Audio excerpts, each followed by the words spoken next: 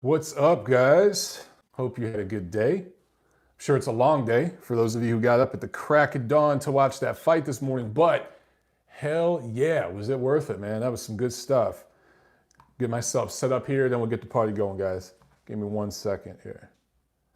All right, let me get my chat set up.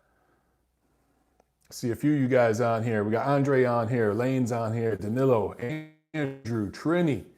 What's up, everyone? Thank you for joining.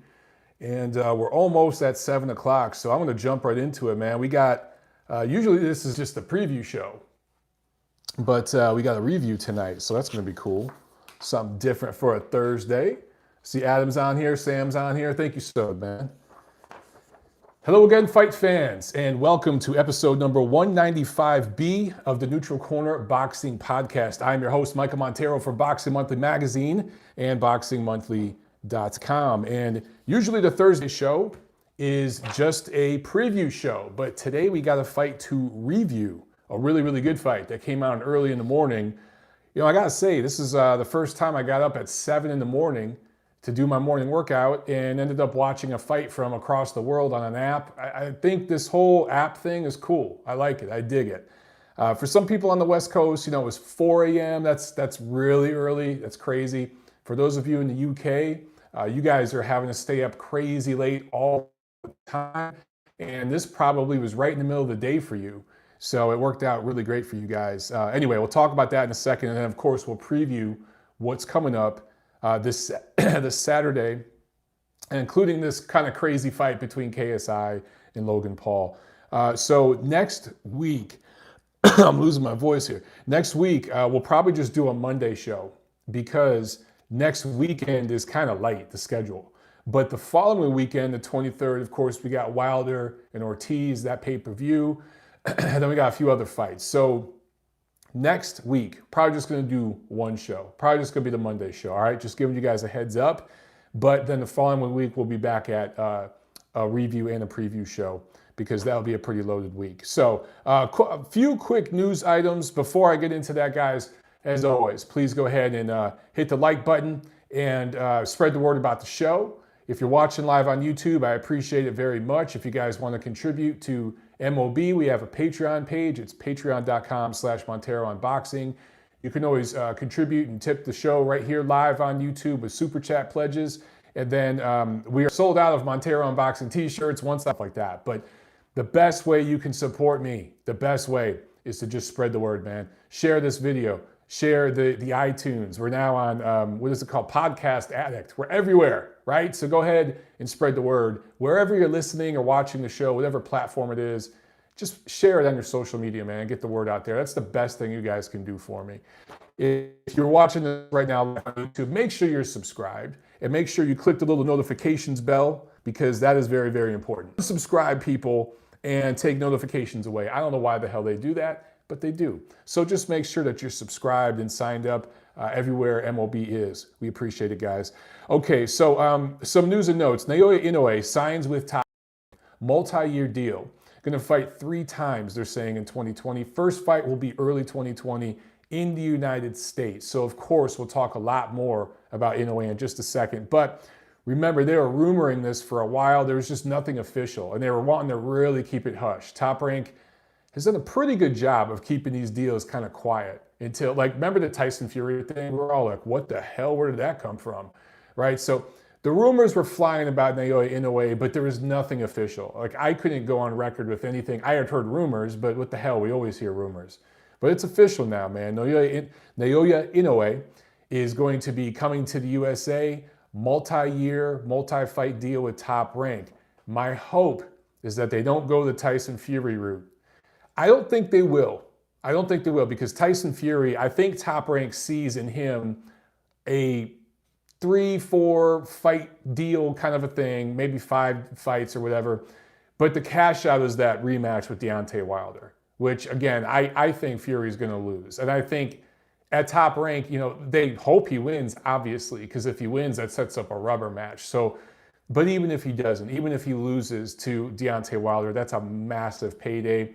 That contract is good, and they can move on from there and do a couple more fights, and it is what it is. But with Inoue, I think they see something there, and they're going to build him up. He's already big in the Japanese market, but they could bring him over here. I talked about this on Twitter today. Los Angeles is the most ethnically and nationally diverse, in terms of national origin, diverse big city in America. It's one of the most diverse mega cities on earth. Almost half of the population in Los Angeles is foreign born. That's more than New York. That's more than any other major city in America or North America, in one of the most, again, diverse cities on earth. So imagine the possibilities if you bring a Japanese fighter to LA and you get him in the ring against some Mexican fighters. They can do some really, really exciting, fun events out there. You know what I'm saying? Of course, the New York market, there's a lot of Japanese people in the New York market, but the West Coast market is going to be where it's at, especially because there's some good Mexican fighters at 118 and at 122 and even 126, which I think Inoue can grow into eventually. He's still in his 20s. So there's great possibilities there for Top Rank. I just hope that he deserves a soft touch the first time around, but eventually, man, they got to get him and match him tough. Also, speaking of 122 pounders of Mexican heritage in the Los Angeles area, Daniel Roman, elevated to WBA Super Champ at 122. Brandon Figueroa is their regular champ. WBA, does anyone on earth think Brandon Figueroa would stand a chance against Daniel Roman? I don't. I think Daniel Roman would knock him out, tune him up pretty good. But the WBA loves having a lot of times 3 champions, sometimes even 4 champions in the same division. That's just how the WBA does things, because there's not enough problems in boxing. All right, one more note. With the WBO, I talked about this a couple weeks ago, but now it's official. They have mandated a rematch between Marius Bredis and Krzysztof Glowacki. You remember their fight earlier this year in the World Boxing Super Series Cruiserweight semifinals ended controversially, right? I'm not even going to go into all the shit that happened with Robert Byrd reffing that fight. I want to say his wife was scoring fights on that card. It was atrocious. They've mandated a rematch. Now, Bredis is lined up to fight in the World Boxing Super Series Cruiserweight finale. It's the only remaining finale in Season 2 against American Andrew Tabiti. I think he's going to go that route. So I think that WBO title is going to get dumped. It's unfortunate, but guys, what's more important? For him to rematch Glowacki right now, or to go into that finale, I can tell you right now, the payday for Tabiti, because of the bonuses and everything involved, much bigger. So I think he's going to dump the WBO title, go into the World Boxing Super Series finale against Tabiti, and guess what? Should Bredis win and become the World Boxing Super Series champion and get that Ali trophy, and I think Tabiti has a title anyway, then he can rematch Glowacki later. That fight's that much bigger. It still exists for him. So I think that's the route that they're going to go. Okay, let's do a quick fight review, and then we're going to preview what's going on. But this morning, it started around like 7:20 a.m. What you guys are saying, Dorticos. Do I have it wrong? Hang on a second. I think I lost my mind again. You guys are right. I'm losing my mind. Did I just say Andrew Tabiti? It's Yunier Dorticos. I'm so glad I do this show live. Yes, sorry everyone, I'm clearly losing my mind. Yes, you are correct everyone. So just disregard what you heard. Tiffany just poked her head in the door here and said, I just need a drink. Sorry about that, guys. Tabiti, obviously, no shit, lost to Yunier Dorticos. So that is who. Why the hell did I think it was Tabiti? That's insane. Anyway, so Bredis is going to fight Yunier Dorticos, the Cuban, and I'm just checking right here. He won the vacant IBF title against Tabiti. That's where I got my circuits crossed. So yeah, so there is a title on the line. So anyway, I think that Bredis is going to dump that WBO title and fight Dorticos for his IBF title. And then if he wins, he can go back and fight Glowacki anyway. If he loses, he can rematch Glowacki and go for the WBO title. So I think that's the route he's going to go. Anyway, let's talk about this fight this morning. Thank you for correcting me on that, guys. And for those of you listening later on iTunes or everything else, I apologize for that. Yeah, I just got my circuits crossed. It's hard to remember all these dates, all these names, all these titles. You know, sometimes I just mix it up.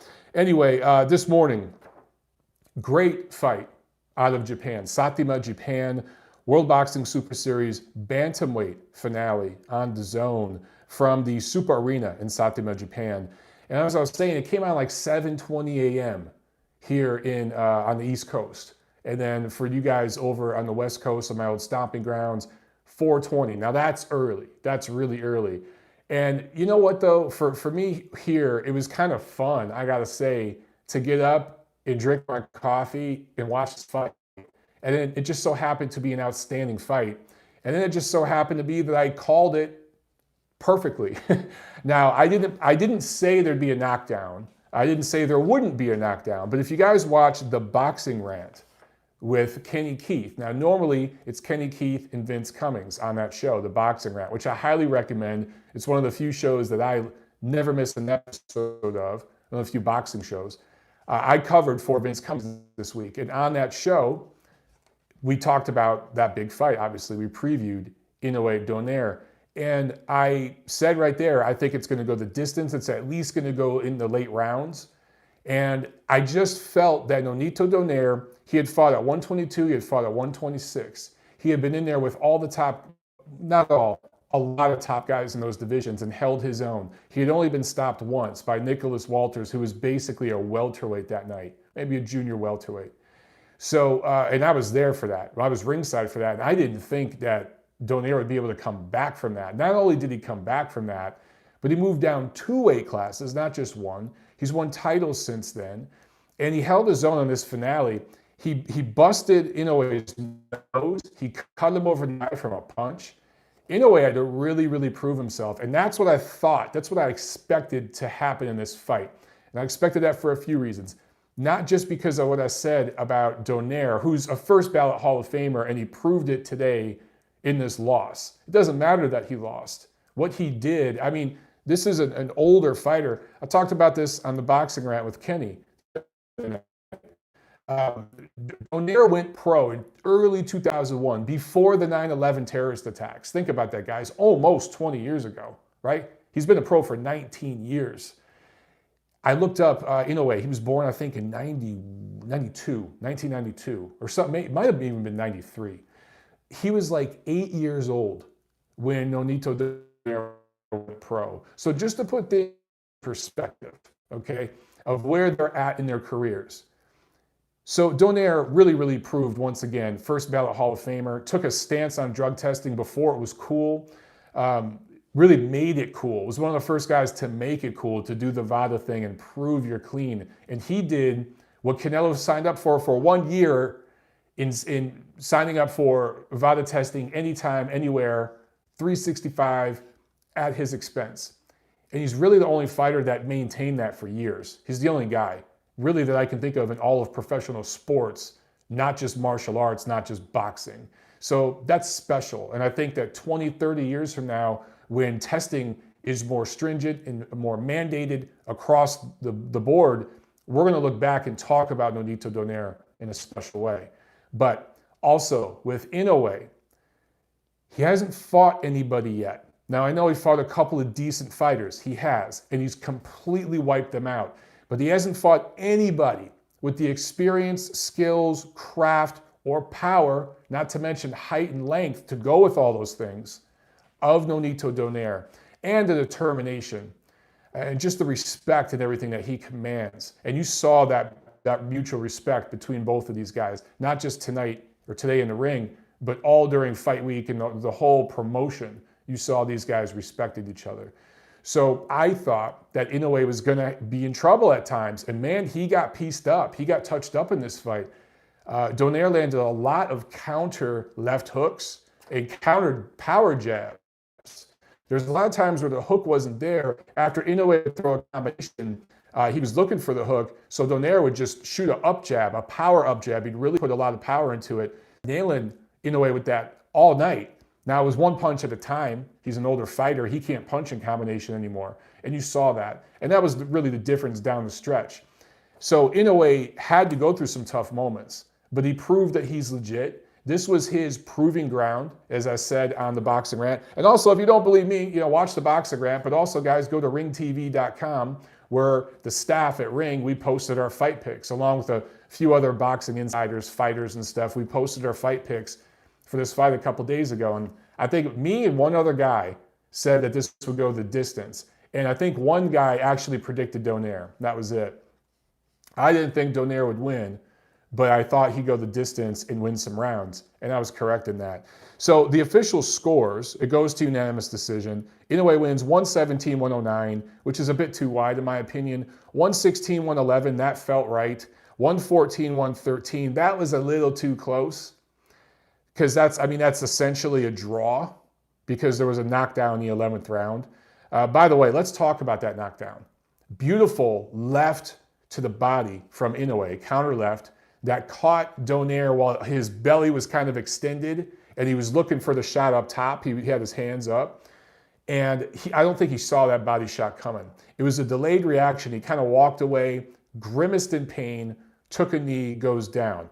Now the ref starts counting, and Donaire clearly, I didn't know if he'd get up. Like 1, 2, 3, 4. The first half of the count, it looked like he was going to stay down. But by 6, 7, 8, he looks up at the ref, and his wife, Rachel, was yelling, "Get up." She was yelling at him to get up. I think she did an awesome job. She was ringside, motivating Nonito through the whole fight. She's one of the best fighter wives, I think, of this generation, because she made Nonito better as a partner.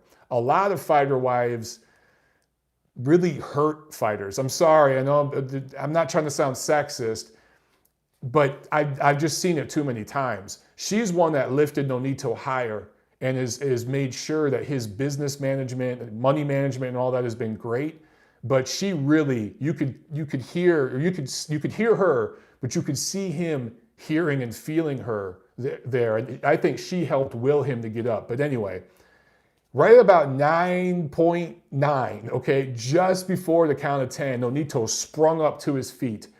Now, some people are saying, and you could make the argument that the 10 count was reached. Nonito gets up at his feet right at 10. And some people, somehow, some way, because boxing fans have to find a way to bitch about something, no matter how good the fight is, they were complaining about this and saying that the ref helped Nonito out. And there's some people even suggesting, I don't think Nonito even wanted to go on. That's nuts. That's just nuts. Of course he wanted to go on. In fact, later on in the 11th round, he buzzed Inoue with a counter left hook. Oh, you saw Inoue's knees buckle a little bit. It was that round, that might be the round of the year, the 11th round of this fight. It's definitely a fight of the year contender. But there's been some controversy about that count and Donaire getting to his feet. Let me just say this, guys. The 10 count is a subjective kind of thing. I've seen some refs literally count like this. 1, 2, 3, that fast. I've seen it a bunch of times. I've seen some refs go 1, 2, 3, 4, 5, 6. You know what I'm saying? I mean, it's all over the place. The 10 count is subjective. It's up to the referee's discretion. Now, if you reach 10 and dude's still on a knee, that's different. But when a dude springs up like Donaire did, clearly wanting to fight on, and he had been fighting so well for 10 and a half rounds, and it's the finale, World Boxing Super Series tournament finale. It's arguably the last fight of Donaire's career. Knowing his background as a guy who's only been stopped once, who's had a great chin, seeing the amazing fight play out, this is a case where I think the referee made an outstanding call, absolutely the right call, in letting the fight continue. Yet, there are people bitching about this, and I just don't understand. People just have to find something to hate on. It's like, dude, just enjoy what you saw. So the referee's name, because I'm not giving him credit here, Ernie Sharif. So I'm just looking him up here real quick. An American referee out of Pittsburgh, Pennsylvania. Ernie Sharif, we salute you, sir. You made the right choice. And guess what? We got the round of the year because you made the right choice, because Donaire not only got up, and by the way, him getting up from that body shot, the first thing that popped in my mind was Arturo Gatti getting up against Mickey Ward, because Nonito had the same look on his face that Arthur had when he went down. It was emotional. It was moving. Dude, when I worked out later today, I was so pumped when I got to the gym and worked out. It was amazing. He gets up and he takes the fight. It took him a minute, but he eventually takes the fight to Inoue, and he hurts him with the left hand. And Inoue has to back up and get his senses together. So Ernest Sharif gave fight fans the round of the year, and then we get Donaire gets to earn his respect because he wanted to go the distance. He knew he couldn't win that fight. He kept trying. He kept trying to hit that home run. He had a couple more big shots in the 12th. He knew he needed a knockout to win. He knew he was behind on the cards. But he wanted to go the distance, desperately wanted to go the distance. And because this referee made the right call, guys, it's just like Jack Reese with that Wilder Fury fight. If Jack Reese doesn't make the right call there on that 10 count that had everybody so pissed off, number one, we're not getting a rematch between Wilder and Fury. But number two, Tyson Fury is tens of millions of dollars less rich because of it. So Jack Reese, these are the types of calls refs have to make that can make or break careers, that can change storylines, that literally could change boxing history. Stop bitching about Donaire getting up and Ernest Sharif letting it continue. It was the right call, and it gave you guys an even better ending to a fantastic fight. We got a super chat pledge from Ray Valero. Thank you very, very much, Ray. I appreciate it. He says, props to Mr. Montero for calling this fight on the button when everyone was saying early KO for Inoue. Great show. Keep it up. Thank you, Ray. I got to say, I do find it interesting that when I do get one wrong, and hey, we all get them wrong. And this year, because there's been so many upsets this year, I've gotten several of them wrong. There's a lot more people rubbing that shit in. But when you get one on the button like I did with this, and look, a lot of fights I get on the button, but they're easier to pick. This was one where over 90% of people on the Ring staff, on the Boxing Monthly staff, thought this was an early knockout for Inoue. Most fans, most media, pretty much every poll you saw thought not only was this a knockout for Inoue, it was going to be an early knockout. But I made a graphic. I posted it yesterday. I tweeted it yesterday showing the average age and the average age difference between the top 4 or 5 fighters in the world, pound for pound, their last 5 opponents. And I saw Inoue. His opposition has been on average like 6-7 years older than him. Even slightly older, as far as the age difference, than Canelo, who's been fighting the oldest guys. His average opponent's age, I think, has been like 34, 35 years old. So Inoue has been fighting older guys who were just nowhere near the level of Donaire. So that's why I thought this was going the distance. But props to Inoue for showing he belongs in the pound-for-pound discussion. Is there another bantamweight in the world that could have beat Nonito Donaire today in Japan? Maybe one, and his name's Luis Neri. He can't fight in Japan anymore because he used performance-enhancing drugs before. He's banned for life from ever fighting in Japan. Other than him, though, I don't know if there's another bantamweight in the world that could have beaten Nonito Donaire today, except for those two guys. And guess what? Nonito would have been even money almost. I'm not going to say even money, but he would have had a chance to beat Luis Neri today, especially if there was VADA testing involved. But against Inoue just showed he's that guy. He's on that level, and he's going to learn so much from this fight. He's going to be so much better because of it. So again, I talked about the bloody nose, the cut over his right eye. Donaire's eyes were swelled up. So much drama in this fight. It was awesome. And, a lot of people out there will say, man, distance fights suck. I want knockouts. I want the excitement. That's what you hear from a lot of casual fans. That's how other fight sports, other martial art leagues promote and market their sport.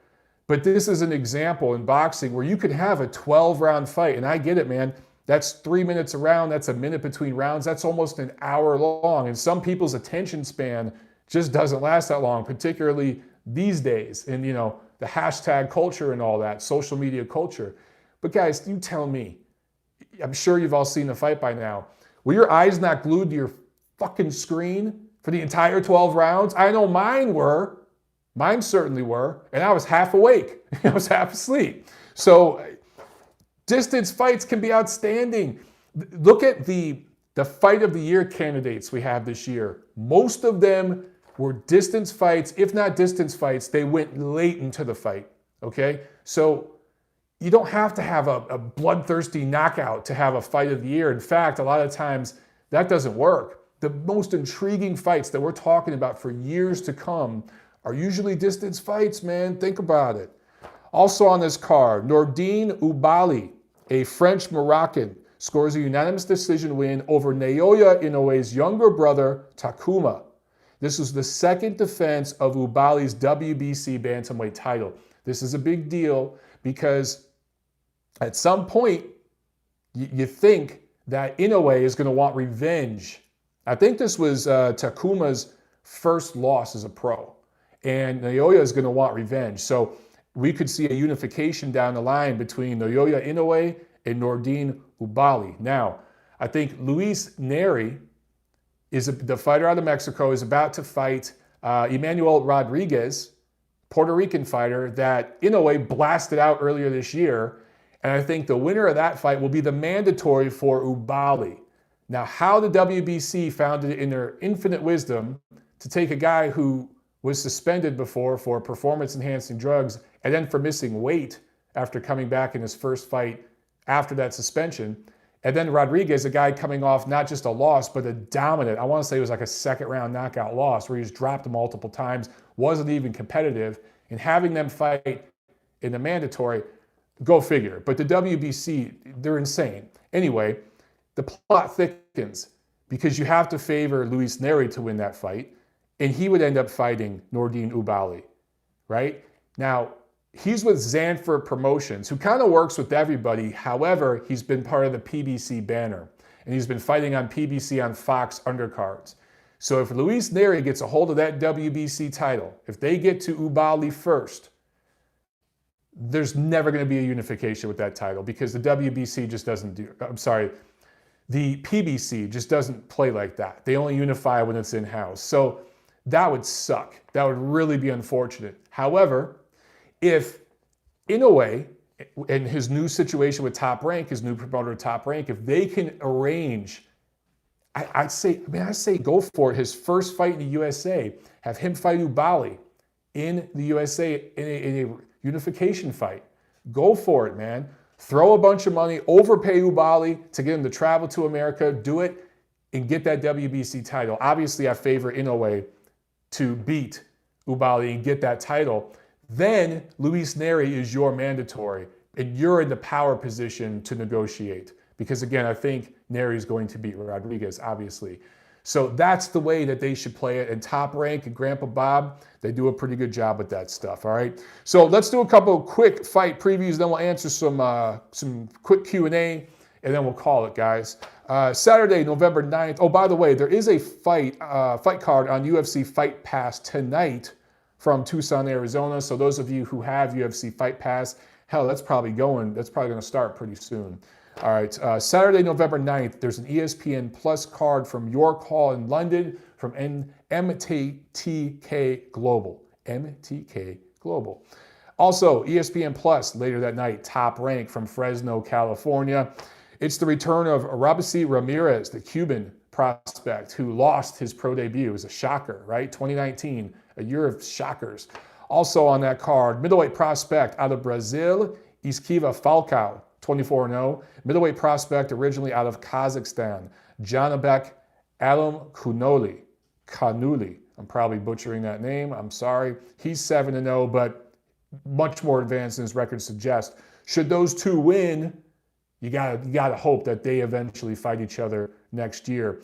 In the co-main, Kubrat Pulev, the guy who was famous for Kissgate earlier this year. His first bout since Kissgate, when he kissed that Jenny Suchet girl.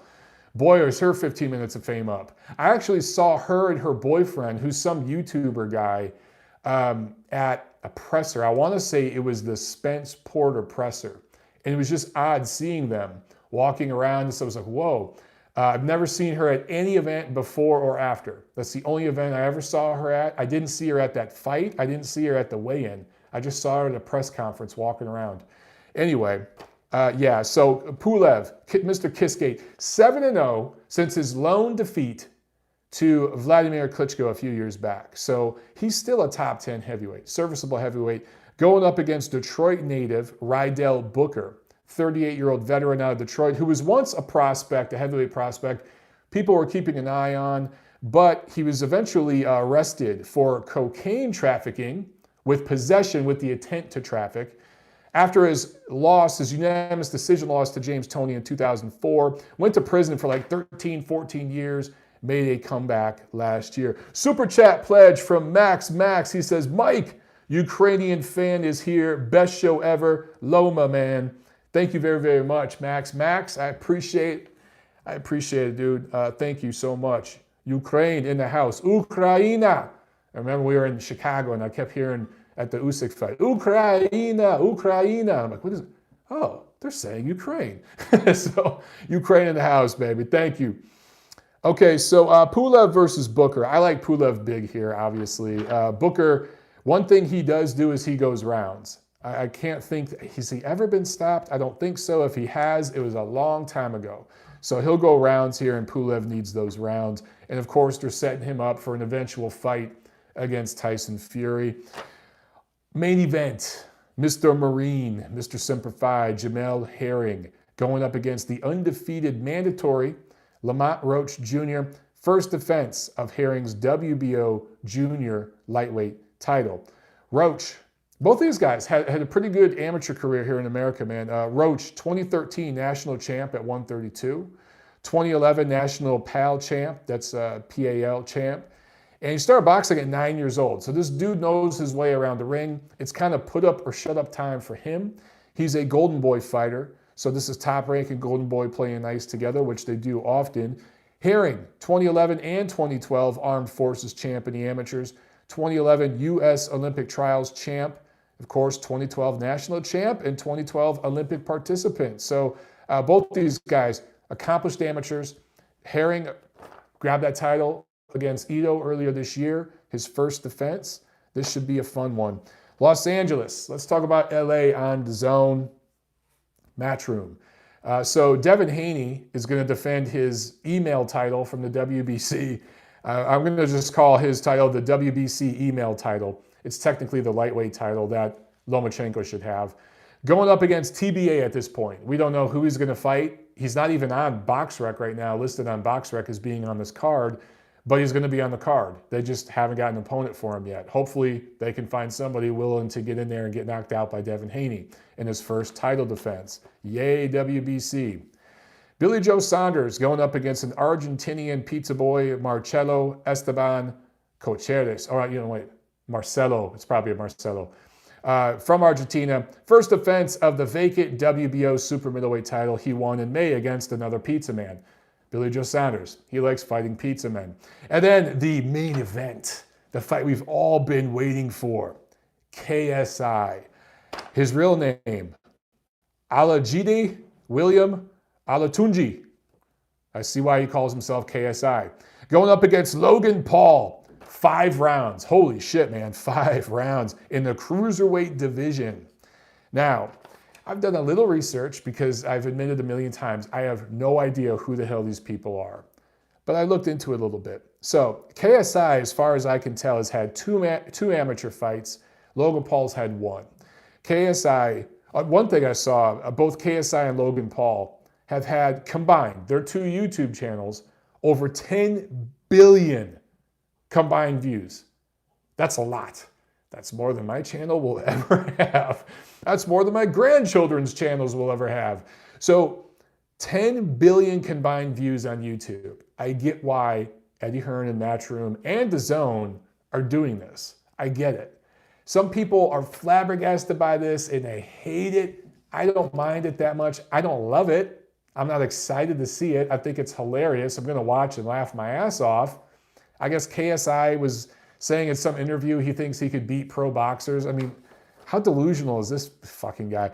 Anyway, he had 1 amateur fight in February of 2018 against some other YouTube guy I've never heard of called Joe Weller. Apparently this had 1.6 million live views and it ended up doing over 25 million views total on YouTube. KSI won by TKO in the third round. Now again, I have no idea who the hell Joe Weller is, but I'm assuming he's another guy who can't fight for dick. But KSI won that fight. Then it was KSI and Logan Paul. And their fight was on YouTube pay-per-view. So they got smart and said, let's charge this time for it. And they made a shit ton of money. Apparently, it ended in a majority draw. 21,000 tickets were sold at Manchester Arena. And it did 1 million pay-per-view buys. Now, I don't know how much they charged. One of you guys, if you bought it, you can say, because I don't know. I don't know if it was $5, $10, but I'm guessing it was somewhere in that range if it's on YouTube pay-per-view. So 1 million pay-per-view buys might sound like, holy shit. But if they're charging $5, I mean, still, that's pretty amazing. YouTube, I think, took 30%, and then the promotion took 70%. So Sam on the chat says it was $10. Okay, so $10 times 1 million pay-per-view buys, obviously that's 10 million. YouTube made 3 million. They freaking loved it. Then there was 7 million with the promotion. So between 7 million cut up between the promoters and everything, the fighters themselves, and all the costs and everything, these guys made millions of dollars. So they're going to make more here on DAZN. I think this is going to be interesting. I'd love to see the trending analysis of this fight, because I'm curious how many of these teeny bopper YouTube kids, these little girls who want to see these guys because they're so sexy, when they want to watch their fight, are paying the $20 for 1 month of DAZN. And DAZN's just going to basically milk these little kids that are going to watch this fight. I wouldn't be surprised if they get a bigger spike this month from Canelo and this KSI Logan Paul fight than they've ever had in their existence. It wouldn't surprise me, because if you think about it, these guys are YouTubers. So the little teeny boppers that watch their shit are used to watching stuff on apps. That's where they watch these guys. So it ain't nothing for them to pony up $20 for a month of DAZN to watch this fight. However, is this going to build any fans? Is this going to build any long-term boxing fans? No. Devin Haney's fighting a cab driver. His name is Tom Bob Anderson right now because it's TBA. And Billy Joe Saunders is fighting a donut delivery boy from Argentina. So you're not going to get any fight of the year candidate. You're going to have these two clowns slapping the shit out of each other with, punches that, would make Stephen Hawking look fast. My apologies, man. Rest in peace, Stephen Hawking. He was the freaking man. But you guys get what I'm saying, okay? You guys get what I'm saying. I think these teeny boppers are going to pay for this fight and watch it and jerk off to it and flick their bean to it and all that. But I don't think they're going to stay on as boxing fans. I don't see them watching, Canelo's next fight or Triple G's next fight next year. I just don't see that happening. Let's see. Okay, let's do some Q&A, guys. Let's do some quick Q&A, and then we'll call this. Because it's time for dinner. Damn it. It's time for dinner. Let's see here. Some of you guys are laughing at my donut delivery boy. Ray found that funny. Hey, sometimes you got to deliver the donuts, People don't want to go to the donut shop. Gideon says, boycott Mike now. Goodfellas Pulp Fiction says, what are Canelo's key to victory to beat a prime Roy Jones? Well, first, Goodfellas, Vada or no Vada, because both of those guys kind of have a history, especially Roy. Roy was the much naturally bigger, faster guy. I just think that Roy in his prime, if we're talking 160 or 168, because both of those guys, their prime was right around 160, 168. Canelo's in his prime right now, and he's a 60, 68 guy, and that's pretty much where Roy was. Roy would just have too much. I don't think Canelo could beat Roy. That fight would be in Vegas, and even as much as Canelo is the establishment right now, and that era dude, Roy Jones was the establishment. It would be very similar, not in terms of style, but in terms of result and who's the A side, B side, all that, as Mayweather's fight with Canelo. So Roy Jones wins that fight. Chupacabra asks, no fight party for KSI Logan Paul? Nah, dude, I'm not doing a fight party. I've been doing fight parties. Look, man, I've had a couple of fight parties lately after a month on the road. I did a radio show Sunday. I did TNC Monday. I did the boxing rant Tuesday. And then today we're doing another TNC. So it's been a lot of work, right? I gotta get started on an article for the next issue of Ring that I'm gonna be doing about fighter safety and what we could do to make boxing safer. So I gotta get to work on that. I got a bunch of interviews I gotta set up for that. I got way too much work to do. So no fight party for these two sexy beefcakes. You guys can just watch that. Let's see. Frank Williams says Canelo wouldn't even beat James Lights Out Tony. I agree, because he couldn't knock out James Toney, and it'd be hard for him to touch James. Style-wise, that'd probably be a pretty boring fight, though, because you'd have two natural counter punchers. But I think Tony, keep in mind, though, man, Roy Jones did beat Tony. But, yeah, I would favor Tony slightly over Canelo.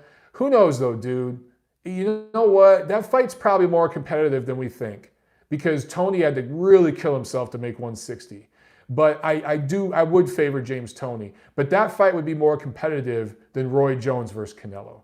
It certainly would be. Canelo would have moments against James Toney. I know it's going to be controversial to some of you. Just in terms of styles, he would. I don't know if he'd have any moments against Roy Jones. I just don't think he would. Goodfellas, I think you asked this question last week, so I think you're trolling, because you're asking, what are Ryan Garcia's keys to victory to beat a prime Pretty Boy Floyd? A prime Pretty Boy Floyd beats the shit out of Ryan Garcia. Floyd at 130 and 135 was the mother effing truth. He really was. All right, let's see. One more question, guys. Captain Hook Chronicles is on here from Canada. He says, can you think that now Hearn has the leverage for Smith Canelo in Liverpool? Hearn doesn't have the leverage. The leverage is with Canelo.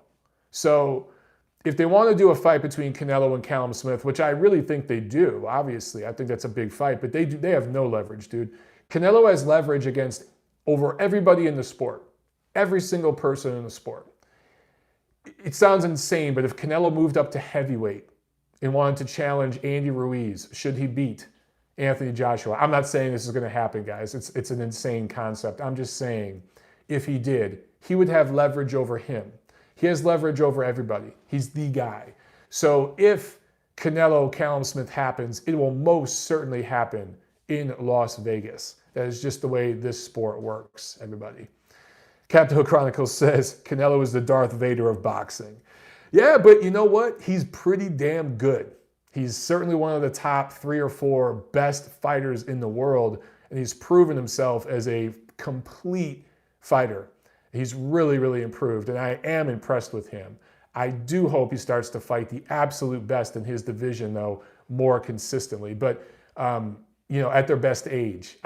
That's why a fight between him and Callum Smith, or him and Benavidez, even him versus Caleb Plant would be very, very intriguing. Of course, Canelo and Beterbiev would be amazing. Him and Dimitri Bivol would be amazing. John Uno with the super chat. Thank you so much, my man. He asked, what happened to Burchelt versus Herring? That's a great question. I'll tell you right now. Burchelt was supposed to fight the winner between Ito and Herring. He was even in the ring with Jemel Herring after that fight. But Burchelt and his team, more so his management, you don't ever really put it on a fighter, because fighters will fight anybody.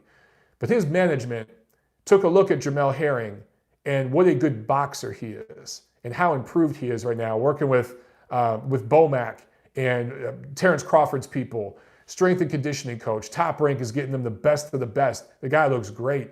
And they said, that dude's all wrong for us. They want absolutely no part of Jemel Herring. That's why they backed out of that deal. And we're like, yeah, we'll go a different direction.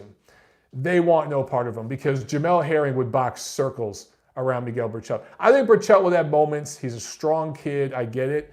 But Herring, I would favor him to beat Burchelt by like 116, 112, 115, 113, somewhere in that range.